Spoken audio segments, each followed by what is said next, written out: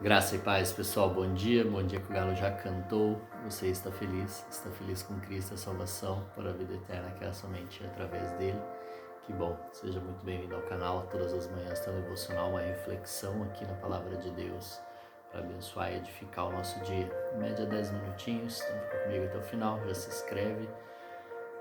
Durante o vídeo curte, comenta e depois compartilha. Amém? Isso ajuda muito o YouTube a levar a mensagem mais adiante. Hoje estamos no Evangelho de Mateus ainda, capítulo 15, versículo 29. A segunda multiplicação dos pães é um milagre muito conhecido, porém esse segundo não é tão estudado e lido. Estudado não, é bastante estudado, mas não é muito comentado. Então vamos lá? 29.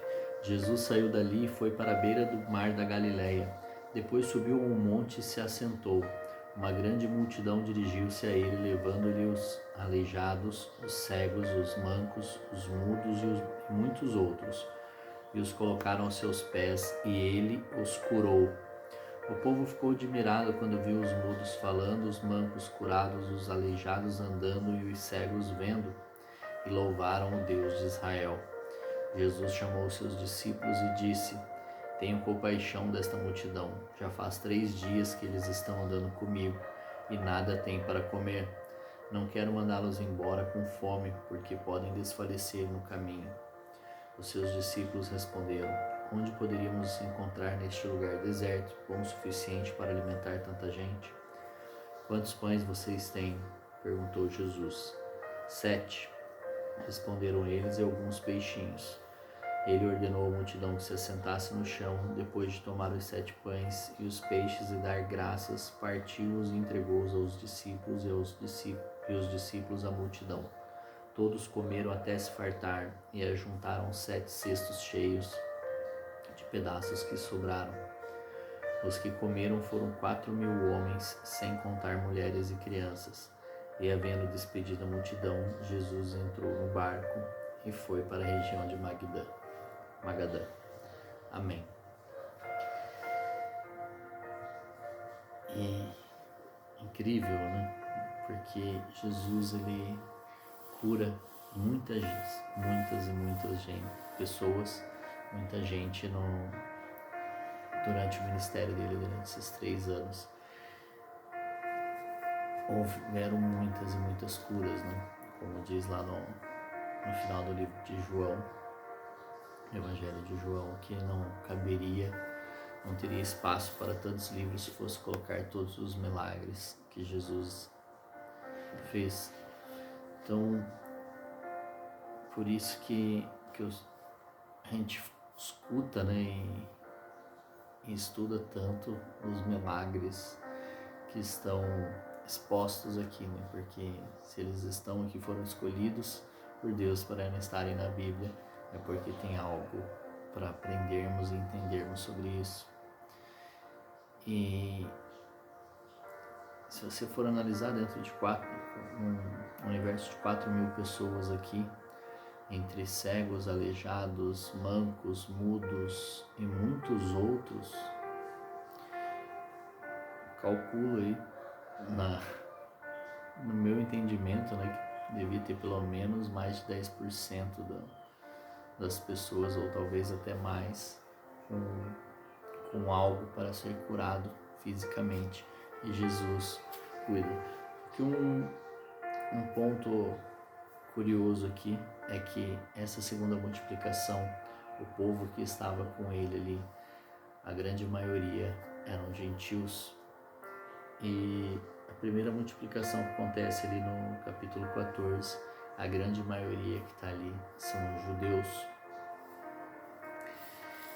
Então, o que eu trago para mim é porque muitas vezes eu já questionei o Senhor que coisas acontecem com fulano, com Beltrano, o Senhor se demonstra de determinada maneira para alguém, e por que comigo ainda não? Mas aqui mostra nesse texto que o que ele fez para os judeus, ele também fez para os gentios aqui, depois de ter tido aquela experiência com a fé da mulher cananeia que nós falamos ontem. E aí que ela diz, né, que até os cachorrinhos comem das migalhas que caem da mesa de seus donos. E Jesus fala, grande é a sua fé, né, para ela. Então aqui ele também se apresenta aos gentios, né, e fazendo a multiplicação de pães. E aqui são um pouco menos de pessoas, 4.000 homens ali, então calculamos aí em torno de 9.000 pessoas total para cima. Por isso que aquele número que eu falei antes de 10% ali, eu acredito que seja mais. Então ele também se revela a nós, se nós precisarmos, se fizer algum sentido, se houver algum propósito através daquilo que nós desejamos, ele também vai nos revelar, se revelar a nós de tal maneira, a mim. E ele é um Deus misericordioso, então o que ele faz para um, ele não deixa de fazer para o outro se houver necessidade, como eu disse, se houver um propósito para esta situação também na vida desta pessoa, na minha vida, né? Então, fico pensando, se ele não fez para mim algo, é porque não havia necessidade de ser feita na minha vida aquilo, ou se apresentar de tal maneira para mim. O que nós devemos pedir aqui realmente é a nossa fé e continuar louvando o Deus de Israel, como o pessoal aqui, as pessoas ficaram louvando e adorando o Deus de Israel, reconhecendo que Jesus é o pão da vida.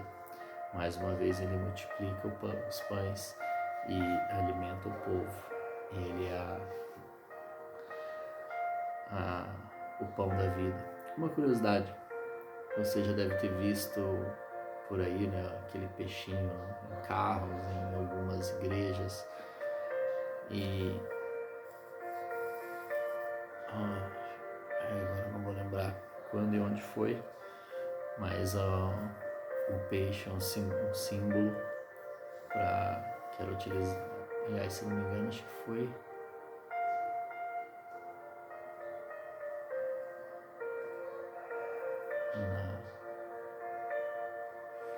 agora eu não lembro se foi a Segunda Guerra ou se foi antes ainda, que começaram a identificar, utilizaram o símbolo do peixinho para identificar os cristãos.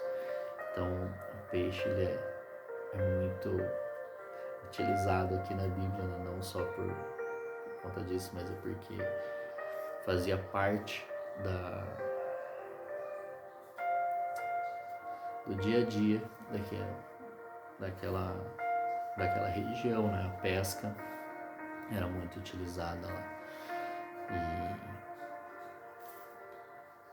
E aí eu fui falar dessa curiosidade, fugi totalmente aqui. Então ele também se apresenta quando necessário da mesma maneira, e é incrível que dessa vez os discípulos têm um pouco menos de incredulidade, né? Eles só perguntam, não temos como encontrar tanto pão suficiente. E aí Jesus pergunta quantos pães tem, e aí eles já devem ter imaginado, uau, ele vai fazer novamente, ele vai multiplicar novamente o pão, e 7 pães e alguns peixinhos. E quando Jesus faz a primeira multiplicação, aliás, essa segunda multiplicação, o povo quer colocar ele como rei de Israel, porque naquela época as guerras, elas ficavam, uma das maneiras das guerras era atacar algum lugar. Como as cidades eram fechadas, né, o povoado ali era meio que fechado, eles se acampavam em volta da cidade como se estivesse fechando a cidade. Aí a cidade se fechava para dentro e chegaria um momento em que não haveria mais comida. E como Jesus podia multiplicar comida, eles queriam colocá-lo como rei para garantir a segurança da cidade, garantindo que eles não ficariam fracos, que eles teriam alimento se eles fossem atacados em determinado momento por alguma outra cidade, por algum outro povoado que sitiavam, né, em volta da cidade. E aí a cidade se recuava, ficava fechado lá, e chegaria o momento que eles ficariam enfraquecidos, que não haveria comida suficiente por muito tempo. E aí eles não têm esse entendimento de que Ele é o pão da vida. Amém? Essa é só mais uma curiosidade, a gente vai chegar nesse texto ainda. Então, vamos lá. Analisando que Ele vai aparecer para você, Ele vai fazer aquilo que é necessário para você, se você pedir e se fizer algum sentido. Amém? Então, que Deus te abençoe nessa sexta-feira. Um forte abraço, um grande beijo no seu coração e até amanhã.